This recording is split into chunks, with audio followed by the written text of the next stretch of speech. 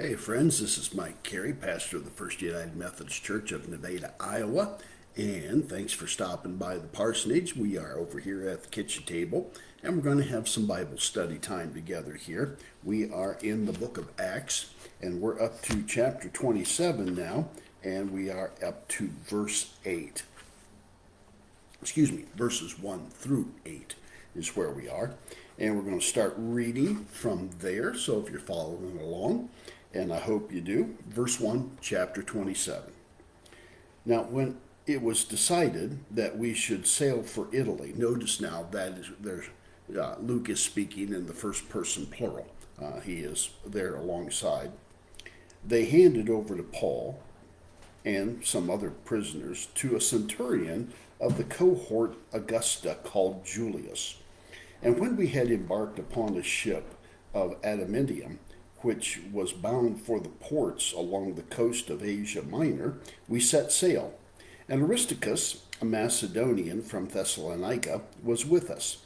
The next day we put in at Sidon. Julius treated Paul kindly and allowed him to visit his friends and to receive their attention. We put out from there and sailed under the lee of Cyprus because the winds were against us. And when we had crossed the sea, coasting along the shores of Cilicia and Pamphylia, we reached Myra in Lycia. There, the centurion found an Alexandrian vessel bound for Italy and embarked us on her. And when we were making slow progress for many days, and when we had with difficulty arrived off Cnidus because the winds were unfavorable, we sailed under the lee of Crete off Salome. With difficulty, we sailed along the coast and reached a place called Fair Havens, to which the town of Lasea is near. Now, this is more than a travel log here, although it kind of sounds like that, moving up along the coast of the Mediterranean. Remember, they are disembarking from Caesarea Philippi, and rather I should say Caesarea, and which is along the southeasterly coast of the Mediterranean. And so they are sailing north up the coast. Remember, ships in those days did not have compass. They really weren't really good at navigating. They did not like to get far from shore. They wanted to keep the shoreline in view simply because they weren't that good as sailors at this point. And so they are making their way up the coastline and along the eastern edge of the Mediterranean. And then they're going along the coast then of Turkey and eventually Crete. Now, the time of year, the one thing that we know here at this point is that we'll be told actually in the next section, that the time of year is middle October at this point, probably, because Luke will tell us that it's past the time of the fast, that is the Passover, and at that point in time in the Mediterranean, especially with sailors being what they were, ships being what they were back then, sailing in the Mediterranean after late September was certainly not advised. And if you were trying to sneak a ship across in October, you were really taking your life into your own hands, because the prevailing winds at that point in time are going to be westerlies.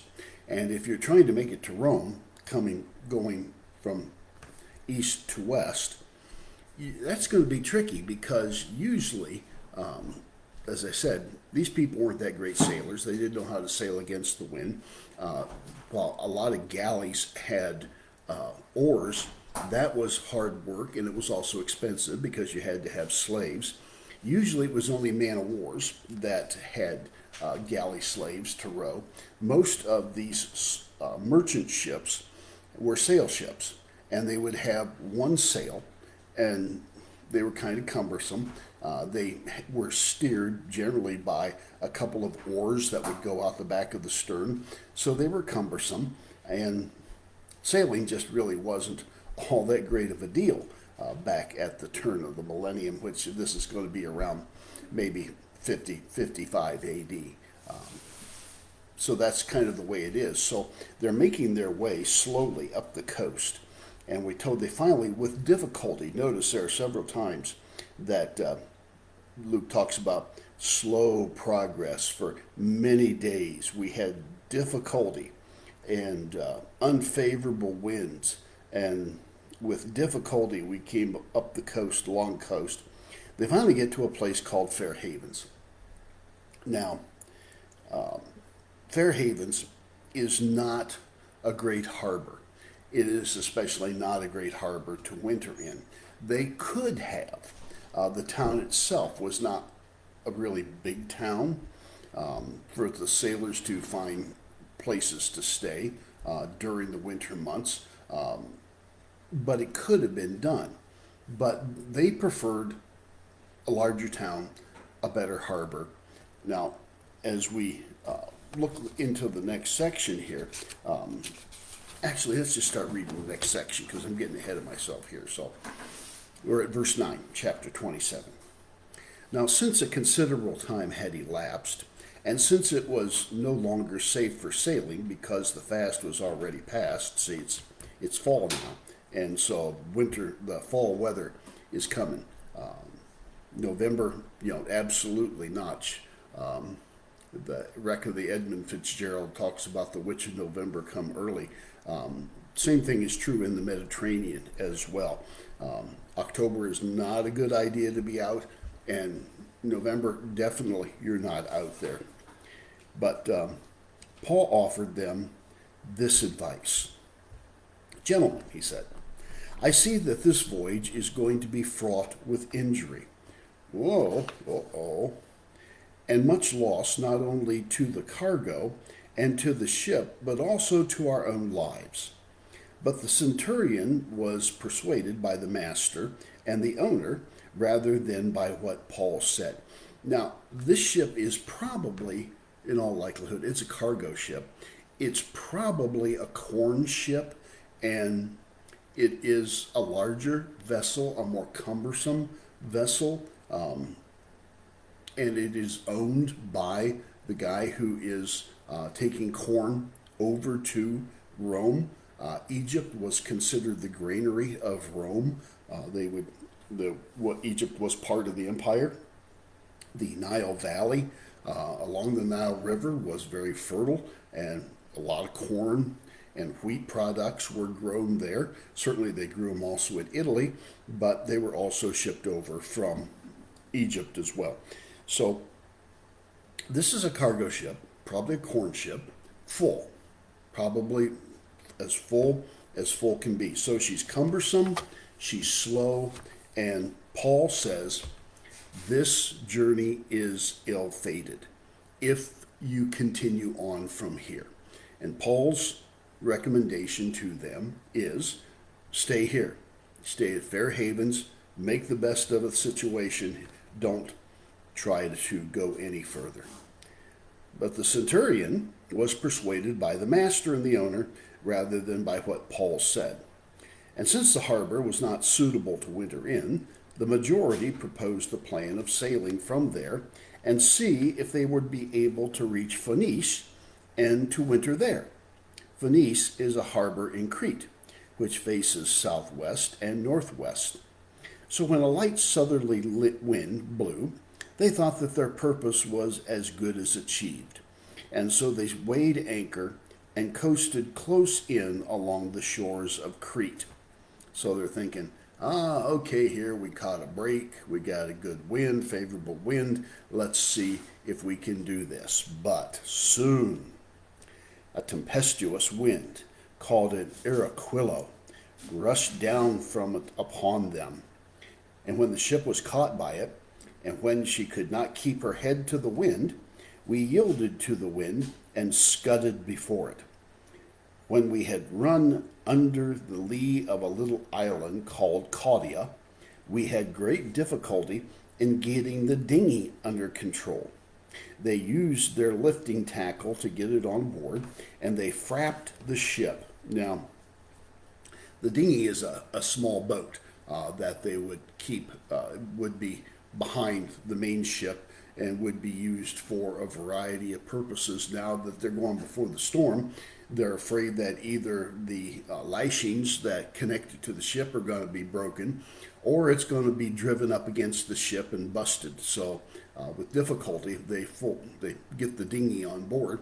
They frap the ship, which is they take cords, ropes, and run them side to side, and they're literally wrapping the ship with rope and tying it together, trying to keep it from being burst apart by the force of the waves and the wind and the weather. So these are fairly seasoned sailors, but not seasoned enough to have known that they shouldn't have been out there in the first place, and if they had listened to Paul, they'd be safe in Fair Havens.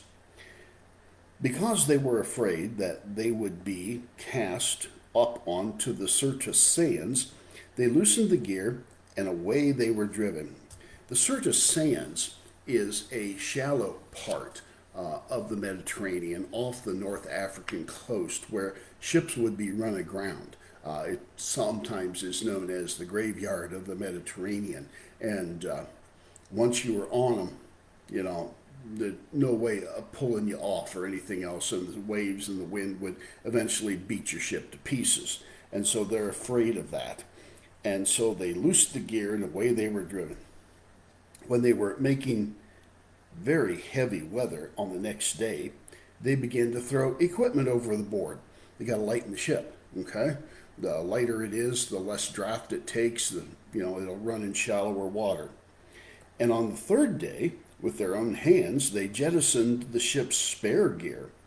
When neither sun nor stars were seen for many days, and when a great storm was raging at last, all hope that they should be saved was taken away. They are totally despairing. They're probably thinking, we're lucky that this ship is still intact and has not sunk already, and so they give up all hope.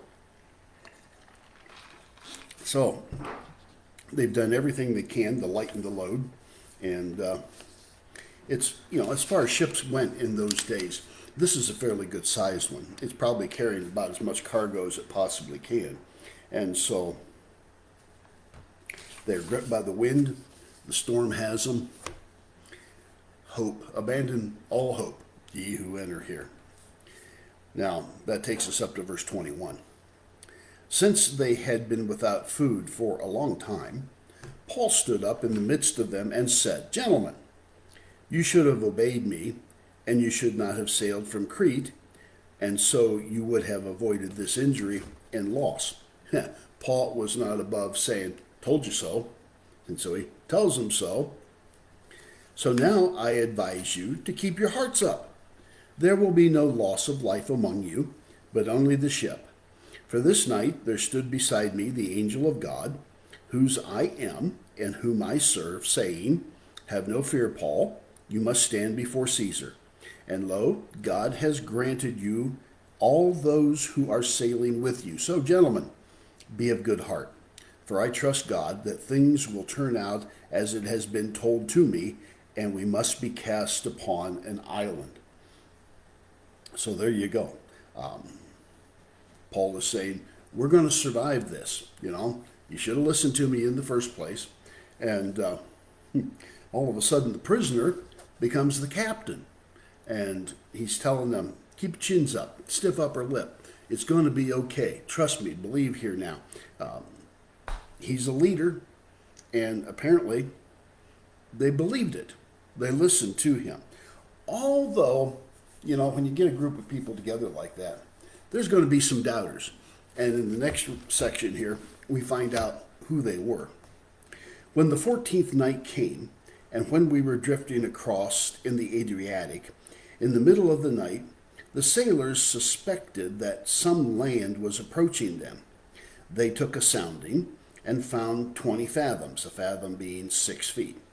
Since they were afraid that they would be cast up on rough places, they cast 4 anchors out the stern and hoped for day.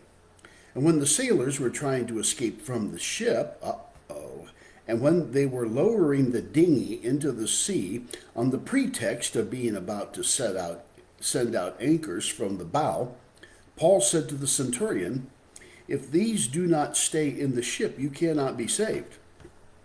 Then the soldiers cut the dinghy's ropes and let her fall away.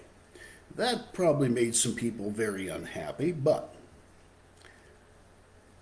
and when it was nearly day, Paul urged all of them to take some food.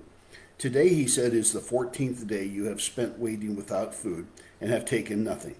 So I urge you to take some food, for this is for your health. For not a hair of the head of any one of you will be lost." And when he had said this, and when he had taken bread, he gave thanks to God before them all, and broke it and began to eat. All of them were in good heart and took food. And we who were in the ship were 276 souls in all. And when they were satisfied with food, they lightened the ship by casting the corn into the sea. Now you know how serious the situation is. One of those people on board is the owner of the ship, and he's also the owner of the cargo. They've thrown everything else overboard, but not the cargo.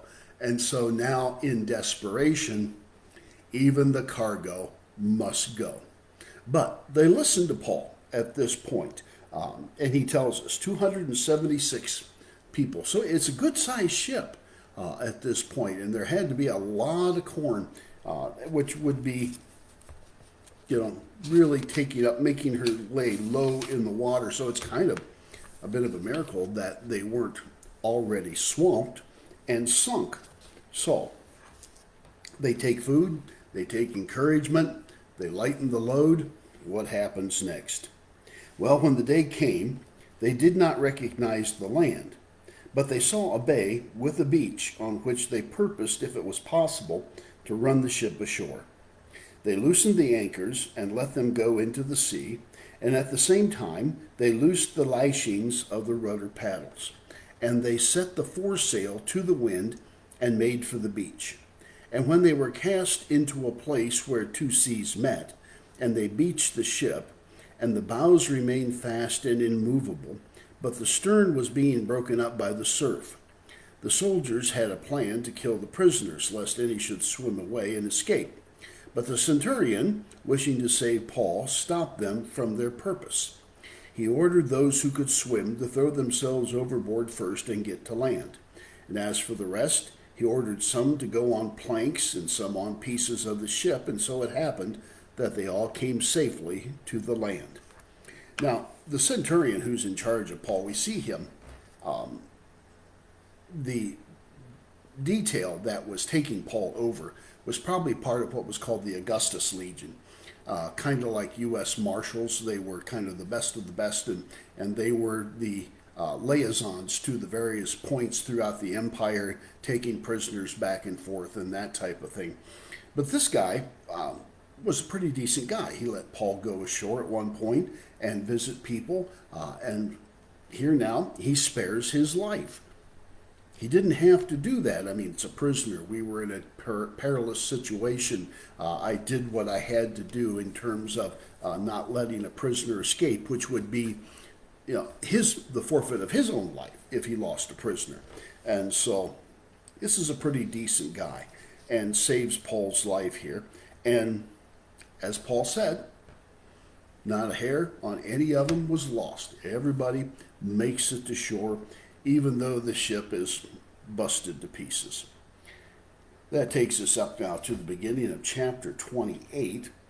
And that's probably a good place for us to stop. We're almost there. We're almost to the end of the book of Acts. Chapter 28 is actually, I believe, the final chapter, if memory serves me correctly. Yep. And we will have completed the entire book. So we'll probably do that, get it all done next week, and then we will pick up on a Lenten study that I'll talk about a little bit later next time. But thanks for stopping by for Bible study. Thanks for stopping by to sit around the kitchen table here at the parsonage. Appreciate it, and I hope the Lord blesses you real good.